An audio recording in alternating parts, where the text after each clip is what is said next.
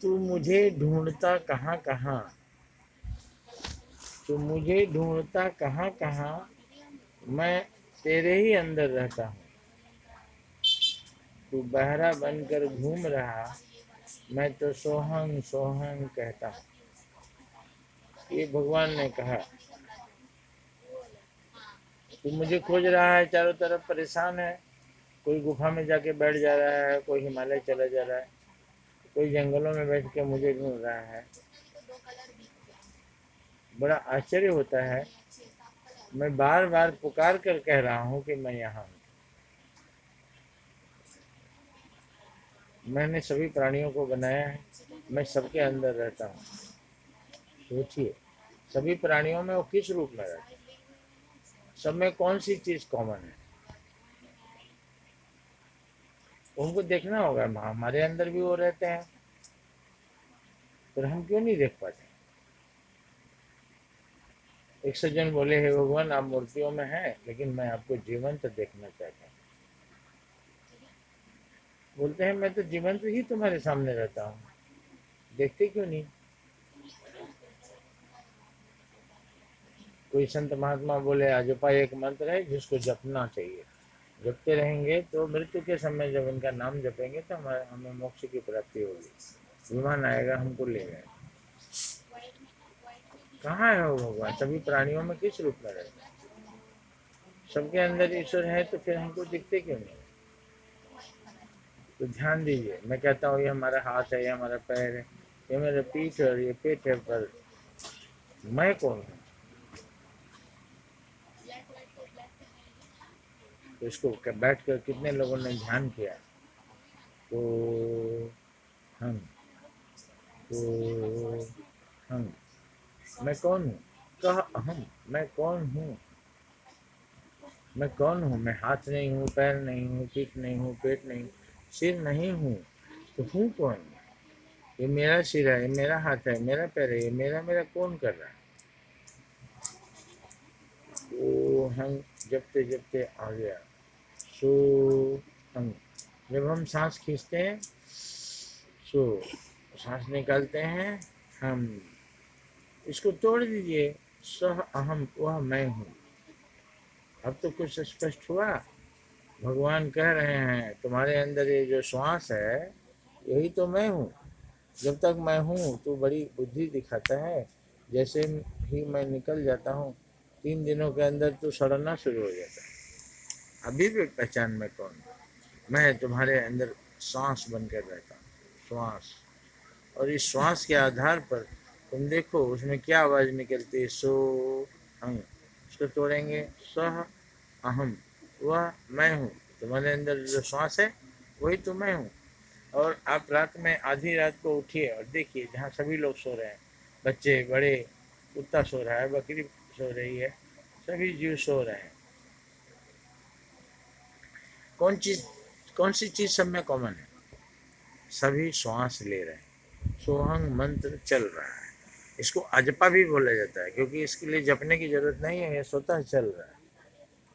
जिसको जपना नहीं पड़े उसी को अजपा बोलते हैं, अजपा मंत्र। अब आप देखिए सभी प्राणियों के अंदर, पेड़ भी सांस लेता है, उसमें भी वही ईश्वर।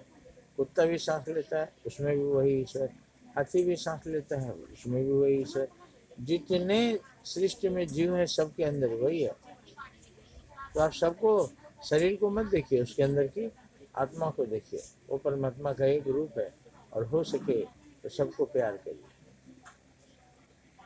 हो सके तो सब पर दया बरसाइए।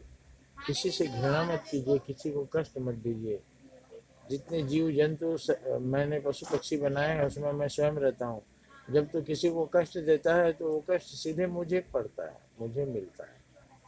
इसलिए तू सबको सुख दे, मैं सुखी रहूँगा, मुझे सुख प्राप्त होगा, और 100 गुना सुख मैं तुम्हें वापस कर दूँगा। तो भगवान ने कहा।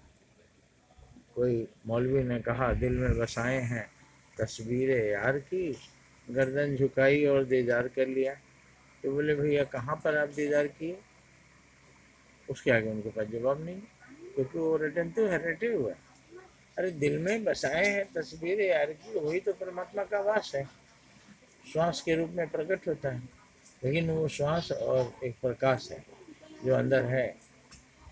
कहते हैं दिया बुझ गया उस आदमी का, मतलब जब प्राण निकल जाता है तो ऐसे वो दिखाई देता है जैसे उसके अंदर कोई रोशनी थी, वो निकल गई, चेहरा फीका पड़ जाता है।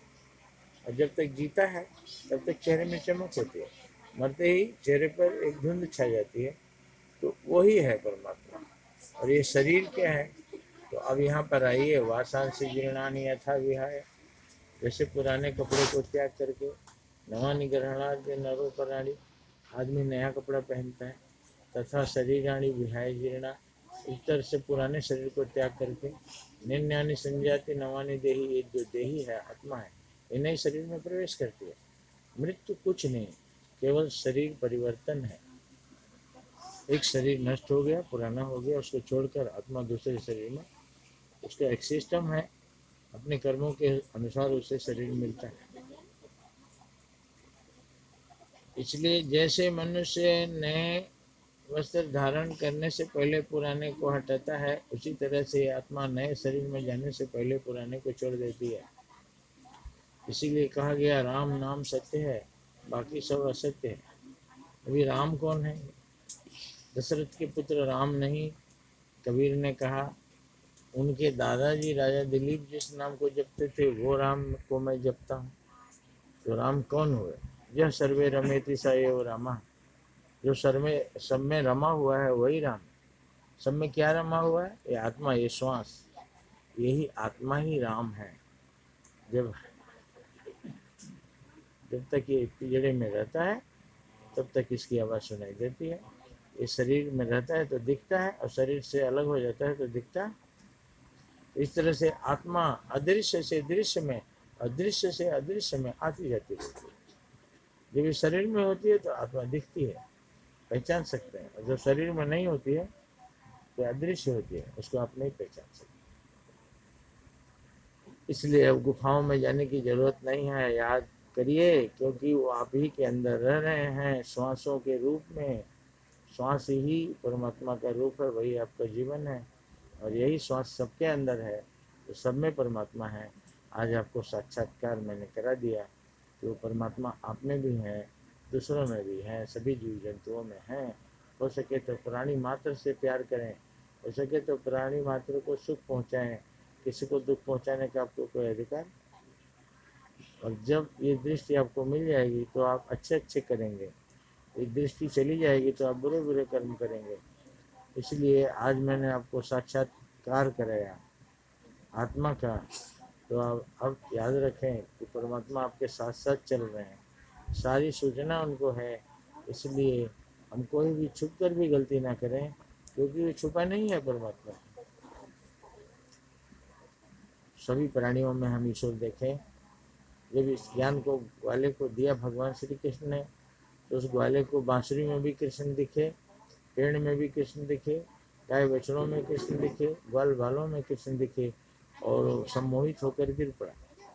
तो जब हमें ज्ञान प्राप्त हो जाता है तो हमें सर्वत्र ईश्वर दिखता है, अपने अंदर भी, अपने बेटे के अंदर भी, अपने पिता के अंदर भी, अपने नौकर के अंदर भी, सबके अंदर वही परमात्मा विचरण कर रहा है। इसलिए हमें सभी आत्माओं का आदर करना चाहिए। निरादर करने से ईश्वर नाराज होते हैं, क्योंकि उसका प्रभाव उन पर ही पड़ता है। धन्यवाद।